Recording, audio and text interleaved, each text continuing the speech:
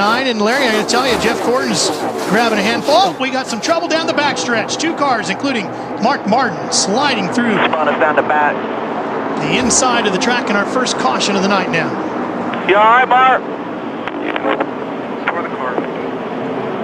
Matt, and that was just a close call, and an inch would have done it. Yeah, and you know, Montoya. Whoa! Almost made it. But you look at Matt, there's 2 cars coming from 2 different angles to the same spot on the racetrack. And, you know, it's one of those deals that's give and take. And I don't think Matt thought that he was going to come up that quick either. I hate that for Mark, man. Yeah, he was running 6th and 9th in the points coming into tonight. See Matt up on the high side, and he's got a pretty good run there. I think Mark just closed up on him a little bit quicker than he realized. I tell you, Montoya did a really nice job there. That could have been big. Yeah. And you know, he got down through the grass, and we'll have to see what it did to his splitter. This is going to give you a really good idea of what it really looked like. Are you running up high? That car is handling the first run a little too tight. Spin on the track, Ralph. Yeah, we do. It's Casey Mears, the same spot actually where we saw Mark Martin. Caution's out, Todd. We spun off at 2. Whoa! Oh, wow. Man, he had it saved. He had it saved. I can't believe he jumped off the brake. No, actually the 12, but he still, the 07 was going up, the 12 was coming down. And I'm going to say something. He has it saved here. I think he's got a flat right front tire. But he let off right there. He just rolled it back. He does have a flat right front tire, but he just let that thing roll back. But you'll see that, I mean, you know, you lose the nose. Look at Stremme just come down there. Yeah, but Stremme did have he had a lot of racetrack there. Casey was in 19th at the time. I'm not sure Casey could have done a whole lot about that one. No.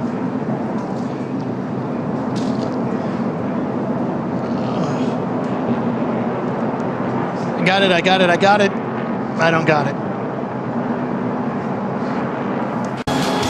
Matt Kenseth had dove to pit road. He was running 3rd at the time, and the 3rd caution is now out. This would be perfect for him, because he's pitted already, and he was on pit lane already, and all those guys are going to come in a pit, so this should put him in front. I saw something fly off up in the air. It's off of Sam Hornish. Was that a tire? Looks like it. That was a Looks tire. like a right rear. Yeah. And there it was. Montoya was coming. So don't forget, Montoya now is going to take advantage of that. He'll get the lucky dog. And look how it's torn the side. Absolutely. Oh, man. And that foam, you see that foam coming up? That's the foam I spoke of a minute ago. Yep. The foam that I spoke about a minute ago in the side of Ryan Newman's car that keeps the side from caving in. As that 5s in the last 6 races. This car was so good in practice, he quit early. But there's a crash on the racetrack. On the backstretch.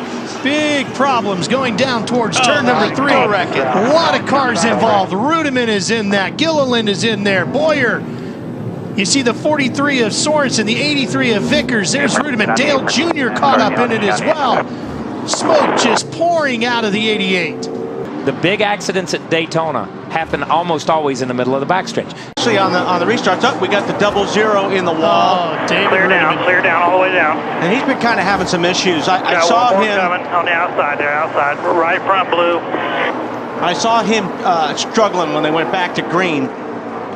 But we saw that car. That car was torn all to pieces. Yeah. And that's the problem. It was with going good back. before that, though. Yeah, but that's the problem with going back out on the racetrack. These cars that go back out, you come in, you try to fix these things, not get a lap down, try to fix them. And like you said must have cut a right front tire. You see the car, it's humming along there. Everything looks good. He's turning down, coming down the racetrack. Boom.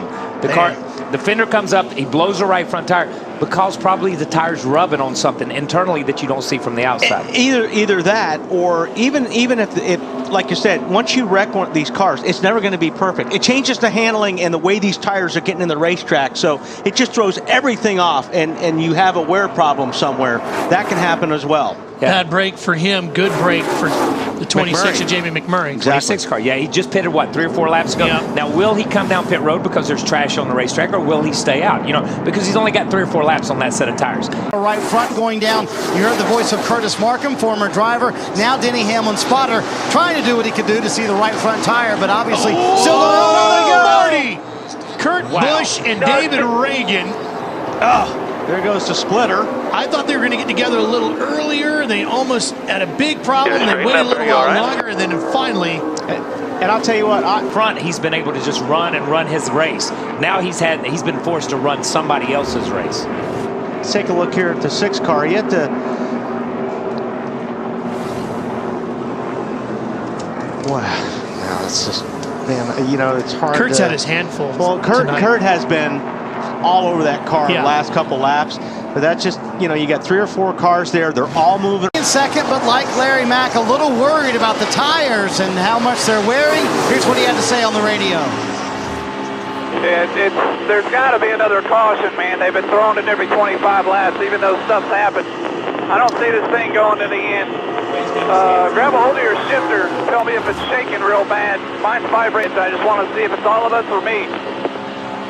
It's all of us. That other voice you heard was Denny Hamlin. They were communicating while riding out there on the racetrack. He was a little worried because the shifter got a little more violent. The longer this runs on, the radio, as you heard, I'm shaking too, buddy. We're all in together.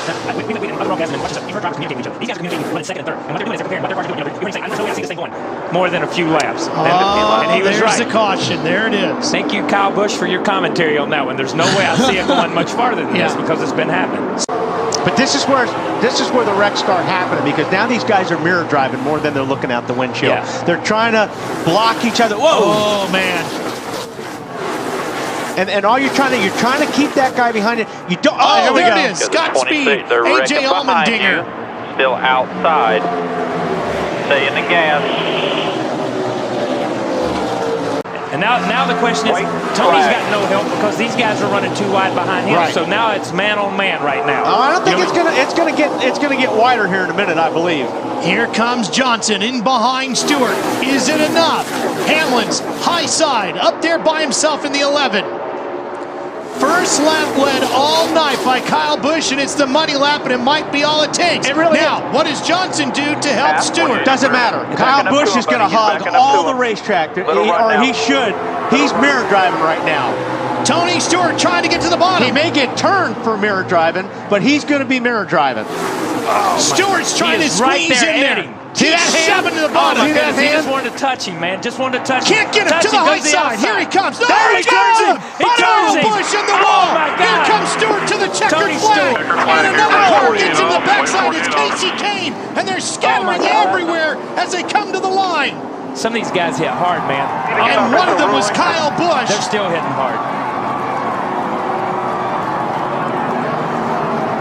Man, that's an ugly finish. That's what Kyle Busch had to do. That's what Kyle Busch had to mirror drive. Tony Stewart had to put the car push him there. around, right. And right here, when he makes that turn, boom, I want to be right on that 18's corner and force him up the racetrack right there. Okay, now He Kyle's blocks. hanging on. He blocks. But he's going He to comes block. back. And it just ran himself He over the blocked. 14 car. And here's what happened. Just like we talked about at Talladega and everybody talked about, block me once. That's okay. Block me twice, you're going up in the grandstands or you're going in the wall. And that's what happened. The 18 made 2 swipes at him. One to the inside, one to the outside. Yeah, this one's fair right here. This one's not fair. You fair. kind of had it coming. Yeah, he had that one coming. When you cut back across the hood of somebody after you've blocked him once, and Tony, once he blocked, Tony put the bumper on the outside of him. He was there. Watch the 9. I think it's Watch a the 9 9 car gets takes right a in the hit. back. It goes right into it. Just clobbers Kyle Busch. And these guys, there's It's a 31 car, but these guys hit hard right here. When these Logano guys, finally, his luck ran out. He just but you see couldn't these avoid guys that one. coming across the racetrack. This is ugly down here. They're very fortunate nobody got hurt right there. Trying to bump you. Stay on this yellow line. Chase them. Coming up high. There you go. Pick the rear tires off the ground. Now watch this next hit. Oh, man. Wow. That's a 180 mile per hour shot right there. Man, that was brutal. That's incredible.